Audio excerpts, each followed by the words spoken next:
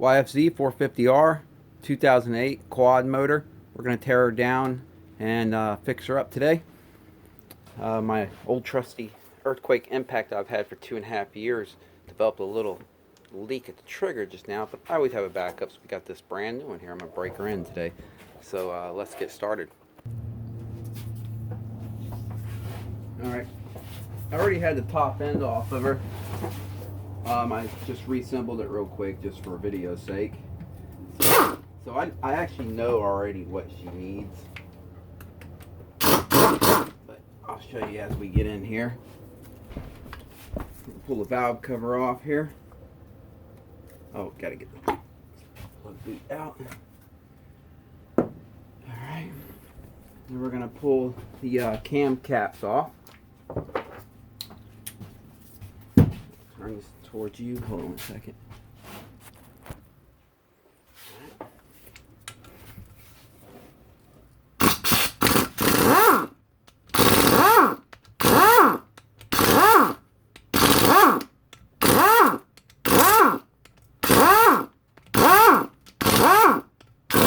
This impact is pretty stiff. She's brand new.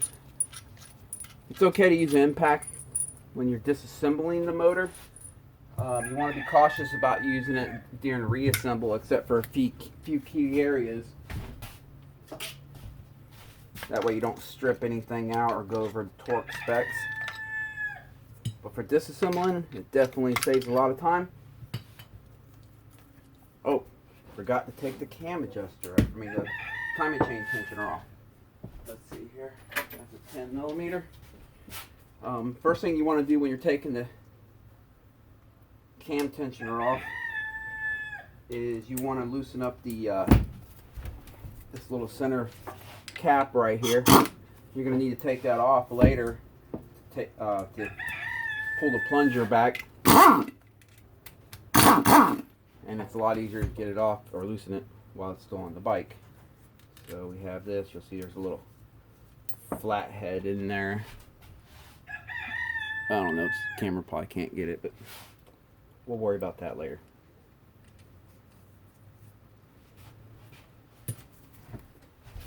So we'll get the camshafts out of here.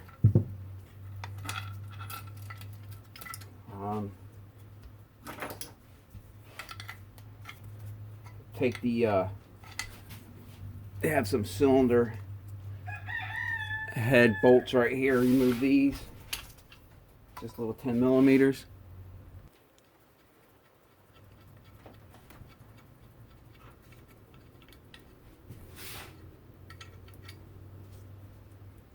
Alright. These are 17mm head bolts here. Let me grab that socket, we'll pull these out.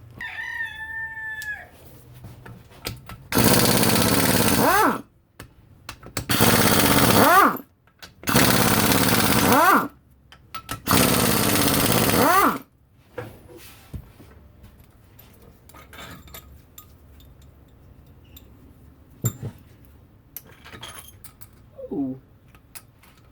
Got that. There's washers down here too, so make sure you grab them when you're pulling them out. Also, before I pull the head off,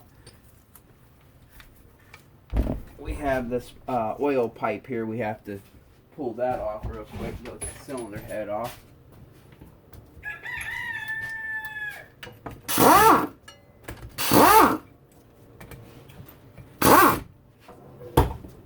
These have little brass washers. Make sure you collect them, or copper, whatever they are. Crush washers, they seal the sealing.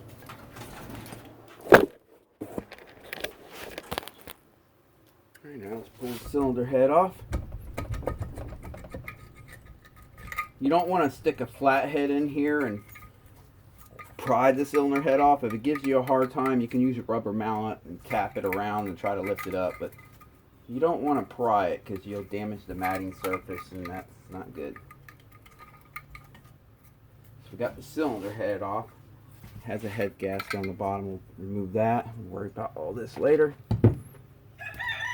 Now we have this timing chain guide here. 8mm right here on the side of the cylinder. This holds the cylinder down.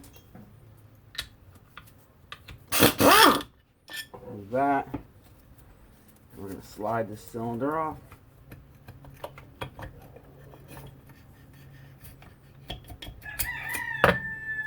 Alright. Cylinder appears to be in good shape. We'll just give it a little bit of a honing and we'll reuse it again. We'll work out the circlip here on the piston. I like to use some really pointy needle nose pliers. Just grab it and yank her out. They make tools to press the piston pin out, but as long as you're not hammering on it real hard, if it's just lub taps like this, you can just tap it right out. Usually, if it's real stiff, you don't want to bend the rod or anything. So if it's real stiff, you might want to get one of them tools. This piston here it's pretty rough shape. You see, it has a lot of scratches going down in the side and stuff. Usually what causes that is it has this lower rod bearing that you can see right here. It kind of sits up on its own. It's not in good shape. When these start going bad, as the motor spins, it starts putting side force on the piston, because now this has drag, and that usually scars up the side of the piston real good. So we definitely know it needs a new crank, or at least a low rod bearing, but we got a complete crank for her. Now, one observation is this motor has really low hours, so we were wondering what caused the low rod bearing to go bad so quickly. If you look in here, there's supposed to be a oil squirter that sticks out through here that squirts oil up onto the bottom of the piston. That's completely missing.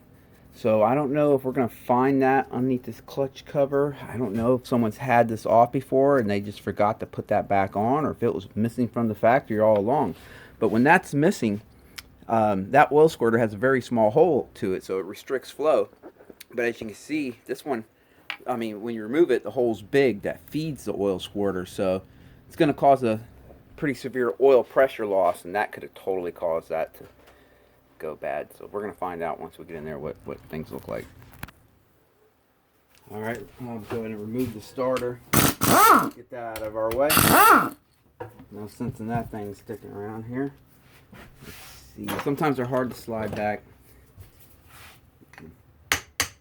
Little love taps. There we go. And that comes right off of there. Alright, now let's remove some of the stuff on this side of the motor. I'm going to go ahead and get this stuff out of the way so I can get the ignition cover off here and just get this side of the motor stripped down. Oh man, hold on. Do it like this. Pull that off.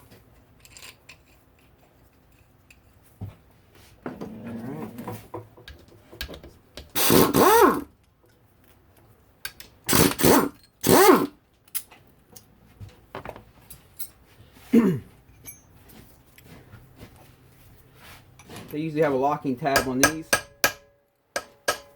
Just have to. There we go.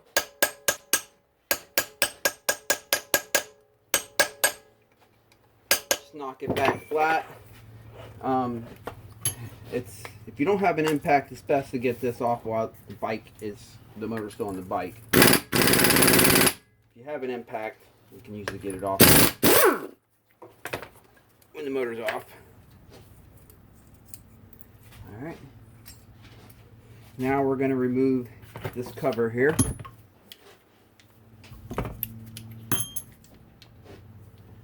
Situate my tools.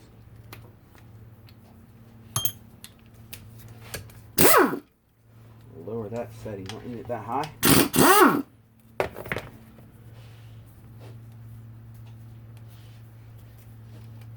Spin it a little bit, that way I can get my fingers under it. Make sure there's no washers or anything. Sometimes there are on some models. Go back to my Allens for this.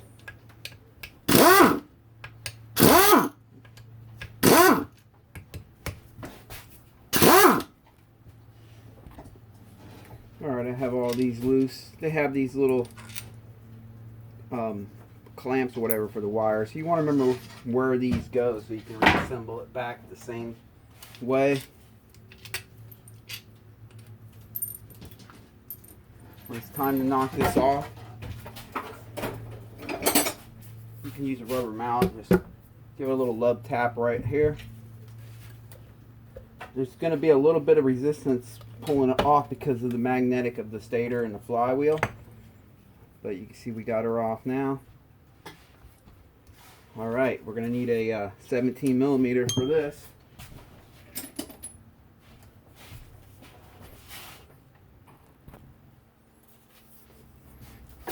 On a job like this, an impact is really always good to have. It's, you know, you can buy special tools to lock up the gears over here and just use regular hand tools to loosen these. But an impact makes it much easier.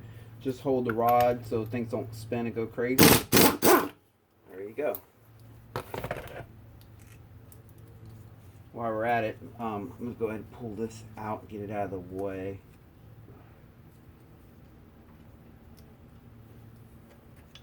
There we go.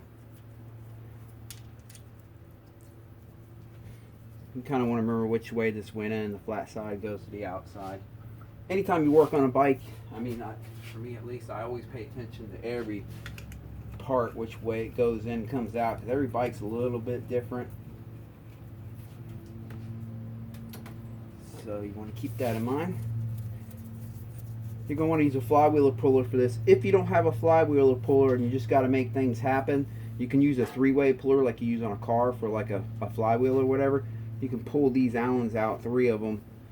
Use some long bolts to connect to the three-way puller and do it that way, but that's only if you really got to make something happen. I've done it.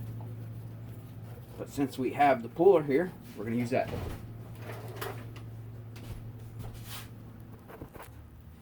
Alright, let's knock her off.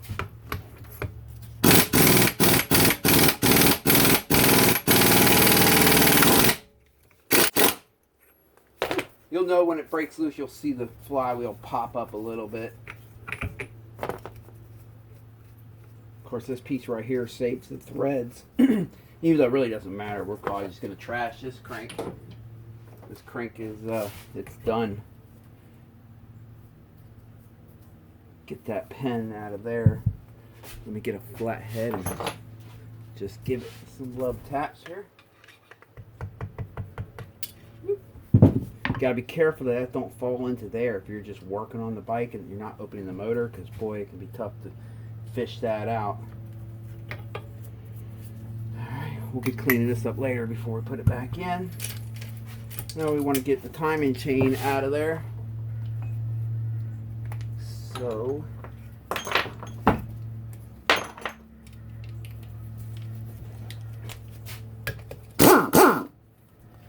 two 10 millimeters here. We can remove this tensioner guide, whichever way it wants to come out. Here it is. And then pull out the chain. And now I'll go ahead and remove all the Allens on this side of the case, even though we still have to take the clutch cover off over there. It wouldn't hurt to do this now.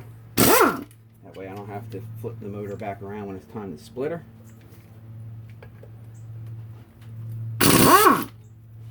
So I'll go ahead and pull all these out. There's also one right here in the very middle. Don't forget about that one. Pull these out. And again, remember where this strap goes back here. You want to remember little stuff like that. It helps do a clean reassembly. If you have to take pictures ahead of time or whatever, hey, do what you got to do. Let me get that little motor out of there. Let's get caught in that spring here. There it is. All right, let's flip the motor around and start working at the clutch cover.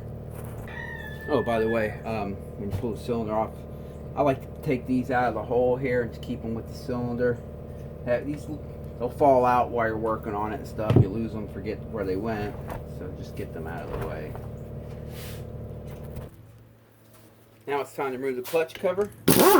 Got a whole bunch of 8 millimeters here. So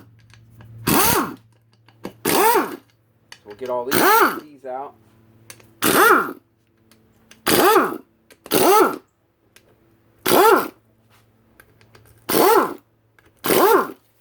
I don't think that one's part of it, or this one. Oh, we have one in here. The clutch cover off. I'll just put these in finger tight for now, and we'll worry about them later.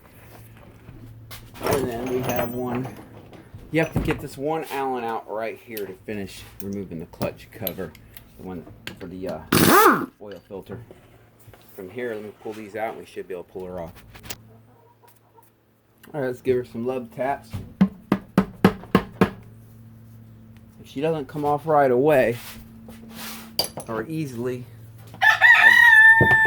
ignore that rooster there. And I'll go ahead and double check, make sure I didn't forget one here or there. Yes, I did, right here. That's why you do love taps. You don't beat the crap out of it, because a lot of times, I had a boss a long time ago when I used to work that shop at bowling alley. He said if it's giving you a hard time, you're not doing something right. And yeah, I think I found that to be true. This looks like an OEM gasket, and it's missing. It's missing that the oil squirter. The only way to get this oil squirter out of here is to pull this cover off, and then it comes off. I don't know where it went. I don't see it in here at all. I don't know if it was missing from the factory or what. But hey, we're here to fix it, so that's what we're going to do. And same thing, you have these with the O-ring and this little yeah, you just want to hold on to that. And these pins right here, you want to hold on to that. You don't want to lose them. Alright. Now we're going to pop the clutch off, get that out of our way.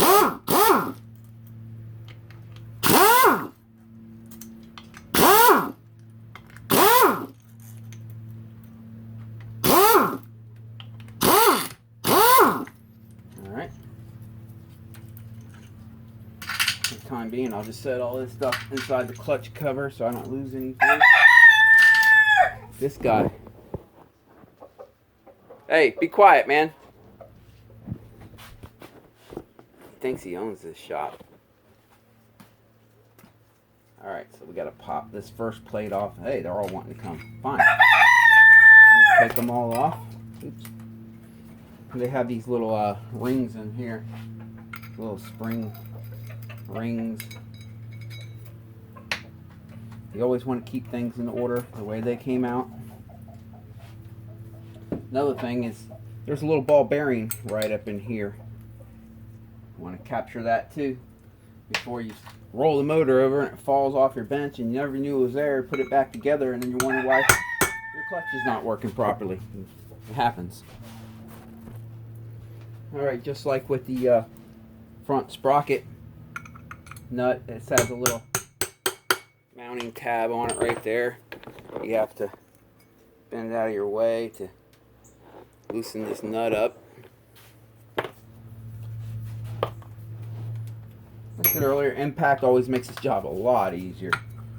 If you don't have air like I do, go get a battery operated one at least. It doesn't have to be a super powerful one. I mean, it does need a little bit of power. Usually at least mid-size does the trick. Alright, I don't see any washers or anything right here for, so we're not, you know, always look. I do know there's always a washer in the middle of the two, but we'll worry about that on assembly. So set this aside. Alright, same thing right here. We have these locking tabs. It's hard to spin because that rod is stiff. So you're going to want to spin them back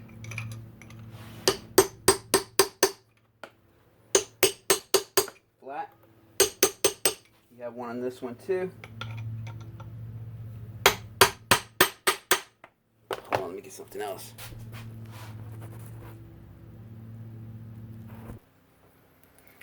Alright. I have that one done too. All right, let me figure out what size sockets I need for this. Okay.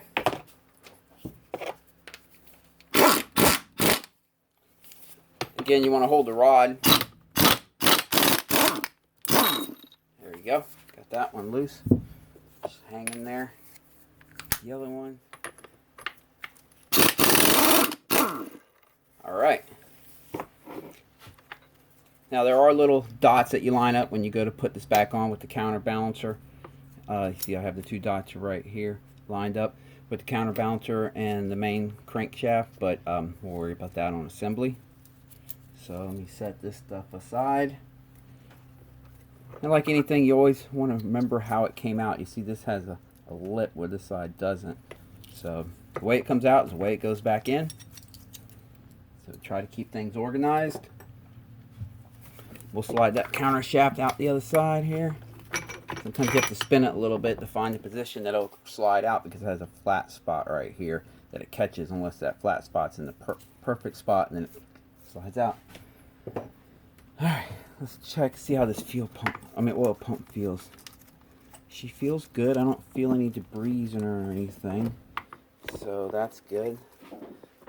I don't see any debris in the oil, so that's good. Because sometimes when these go out, they shed metal all over the place and it tears up your oil pump and you name it. But it doesn't look like that happened with this one. So that's good. Let's get this out of our way now. Shift shaft. Alright, got the shift shaft coming out here. There's a washer down here. Always check for washers inside these motors. You never know where you're going to find a washer. Anything you pull out, make sure a washer is not sticking behind it. Even the shift shaft here has this little spacer that goes right in here. So you're going to want to keep all that together so you don't forget about it during reassembly. Okay. So, I like to remove this on these motors. This is just like an oil tube that goes to the other side. But when you go to reassemble it, it's a lot easier to reassemble it when that's just not there, and then you can add it in. If I can't get it out now, I'll leave it there until I split it and just knock it out with my hand. But let's see if I can pop it out now before I split the motor. There we go. Just gave her a few taps and she came right out. So I'll set this aside. Alright, she should be ready to split. Oh, by the way, one more thing. Forgot about this. These are these little parts that you'll miss. They'll fall off while you're working on the motor. So you want to collect that stuff, and you definitely don't want to forget to put it back in. So keep your parts arranged in an order that you'll remember as you're putting it together. There's certain parts I put in one spot, and that's my spot. Like before I put the engine cases back together, all them parts better be in there. You know, I do little things like that just to help me remember. This is looking pretty good. You can keep the oil pump on. You can keep this gear on. You can keep that clip on. We're not pulling transmission out, and you can keep this on. We're going to keep the transmission on this case just to make the job a little easier, since really all we're replacing is the crankshaft. So we don't need to pull out the whole transmission, and get crazy with it. All right, there's several ways to split motor cases. One of the more popular ways, but definitely not the right way, is to get big flat heads and just cram it in there here and beat it with a hammer and mess the cases up. But you don't want to do it like that. It's not the good way to do it. Another way to do it is to buy the proper case splitters, and I do have them. But another easy way to do it, and it works with most bikes, is just get some very long bolts and screw them in to the bolts that you remove that hold the cases together, and just give some taps. You'll see the case split as you tap it. See it splitting there? See how it already started splitting? This works great on a lot of the 4-stroke motors and the 2-stroke. One of the motors that this does not work very well on is the YFZ450 2-stroke. Them cases are very difficult to split. You're going to want a good set of case splitters, and even then I've heard of people still having to use flat heads and all kinds of stuff, at least on the first teardown. After that, it seems to be a little bit easier, but this method worked great on this motor. So I just got to fish this out of there. It's a little jammed. Let me get that out of there real quick. Come on. There we go. This one's just bent up. I've used it a few times and it's bent up. Like I said, if you don't have case splitters on most motors, this method does work. Except for like the YFZ450 stroke, unless it's been pulled apart a few times, or at least one time.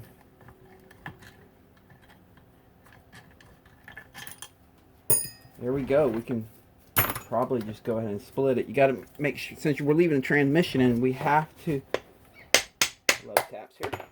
We have to make sure that the counter shaft stays on the transmission there. We don't pull that out pull the whole transmission out as we're splitting the cases. All right, we got this half here and that half. We have this. Has an O-ring with it. Make sure you collect that. I'm going to start making a pile of stuff that I know I have to have in this motor when I go to put it together. I will make that pile. Oh man, I got a mess going on here. Let's see. Right here. Okay. These are stuck. These pins right here are stuck. So I'll just go ahead and... Oh wait, this one's not.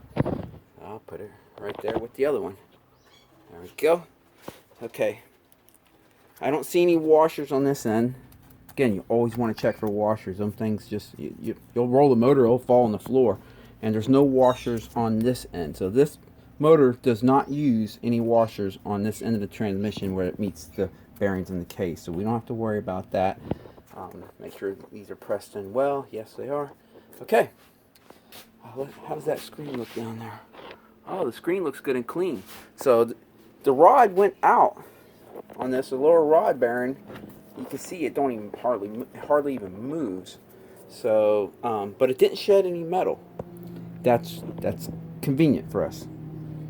Makes cleaning a lot easier, and we don't have to worry about it hurting the oil pump or anything like that. So we can assume all that's good. This was a low-hour motor, and obviously it went out prematurely, most likely because that oil squirter is missing. So we're not going to worry about doing the crank bearings. They're in good shape. Them things usually last quite a bit. As long as they have no play and stuff, and the motor doesn't have a ton of hours, you can oftentimes reuse them. You know, if you're looking at doing a complete rebuild, and you know the motor already has a lot of hours on it, then yes, go ahead and replace these. And they're easy to get out. You just remove these Torx right here and flip the motor over. Use a socket that's the perfect size that fits right here. Set it on there, hit it with a hammer, you know, knocking the bearing out. When it's time to put the new bearings in, freeze the bearing, heat the cases. You can heat them in a stove at about 170 degrees, or you can just take a torch and gently heat around here. But get it nice and warm, freeze the bearings, and you can tap them back in the same way you tap them out, just if you don't have a press or anything like that. But we don't have to worry about that today. All we're doing is swapping out the crank. So let me get all this stuff situated and we'll get started on that. Oh, and I forgot to mention when we're pulling out the clutch, there's this little push rod that goes right to the middle of the main shaft that is what activates and deactivates the clutch when you pull the lever in. Make sure you get that. The pointy end always goes in first, so we don't lose that. Let's pull it out. To get the crank out of this side, I'll just take the nut that holds the flywheel on. I'll bottom it out by hand here, stick a socket on the end of it.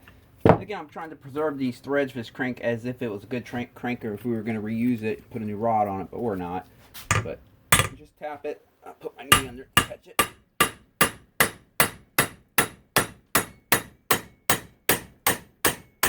She's coming. There it is. I'm torturing my sockets, as you can see, but hey, it is what it is. Getting it done. And the old crank is out of there. She is stiff as the morning. Might as well pull this out for now. Look for any O-rings or washers underneath there. We're going to be cleaning that before we put it back in, but just get it out of there. One less thing to worry about falling out while working on the motor, cleaning the motor. Where's a good place to put that? Right here with the front sprocket. Okay. Again, I'm double checking, make sure nothing's going to just fall out of here when I go to clean these parts. I want every, I don't want to lose anything. When things fall out and you didn't realize it fell out, you'll often think it was never in there. That's not a good recipe. All right, we're looking good there. All right, just some Yamaha bond here, but looks like I got everything on this motor on this side. Double check one more time over here. It's looking good. I don't think anything's going to fall out. All right, first thing I'm going to do is clean the gasket matting surfaces. This motor uses Yamaha bond instead of a gasket on the cases here. It's pretty easy to clean out. Just take a razor. Your finger can do most of it. And we're going to clean that out first before we actually clean the cases, because the little pieces will fall all up in here as we're picking them off. So when I go to clean it, I'll get all that stuff out. So I'm going to go ahead and do that real quick. Like I said, you can use your finger for most of this stuff. If it was a good quality job the last person did, and this was the dealership, or this was the manufacturer, they usually are pretty liberal with about how much they use. And let me grab a razor and work at it a little bit.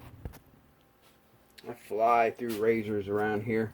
I always like to use new fresh blades because it's less likely to scratch stuff. So right now I'm just getting rid of the high spots before I come back through with my finger and remove the stuff that's hanging over the edge. Got that one cleared out. Alright, let's go back to this one.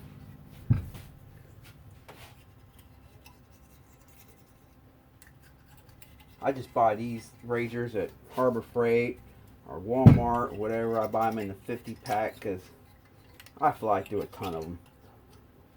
I always like to use only new, fresh, sharp ones so they don't nick the matting surface any.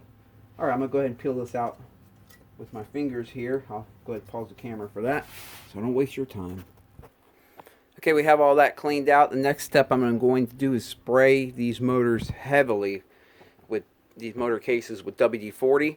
And I'm going to use high pressure air and just blow everything out of them. And I'll spray them again and blow it out again. And I'll do that quite a few times. And they'll come out, as clean as I can get them. I mean, you can use a parts washer. There's many ways of doing it. I'm not looking to strip the metal or anything. I just want all the debris out of it and nice and clean so we can reassemble them. So I'll be back. Let me go do that. By the way, this is my favorite tip to blow these parts off with after I get them saturated with WD-40. It really shoots a nice little high pressure concentrated shot of air that just blasts everything off of there.